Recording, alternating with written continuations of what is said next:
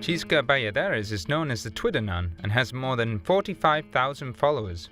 Also a philologist and journalist, she is from the Purity of Mary congregation. She started using Twitter for the 15M movement in Spain, where she realized she has a voice for many who don't have one. Estar en las redes sociales Using requiere social networks requires an education and formation if we want to use them seriously, more or less professionally with a goal. It's true that there are many dangers, the main one being that of addiction, because we all want to be heard, we all want to be valued. Within the human being there's an ego which can expand very quickly because networks are like a magnifying glass which can increase, both positively and negatively. Despite the risk, she is totally in favor of social networks and does not believe that the message of Christ can be simplified or distorted.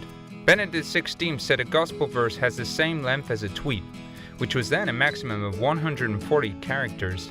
a mí fue un versículo del Evangelio que me convirtió y me llevó hasta donde ahora soy.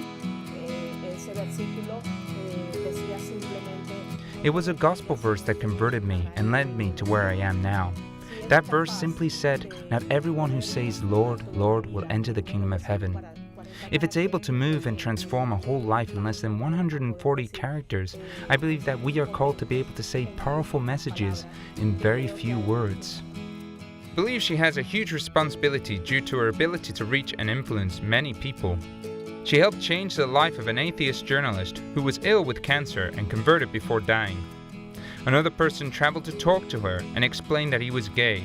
He just needed someone to tell him that God loved him. Me gusta también dar... I like to give attention to those people who we normally do not hear about and who change our way of looking at things. Something that Unamuno called intra-history. These great stories that never come out in books, but which make up most of the day-to-day world. Nothing is indifferent to our merciful Father. Everything that is being lived is important. Its main objective is to reach non-believers, to give them the opportunity to see a different side of the church.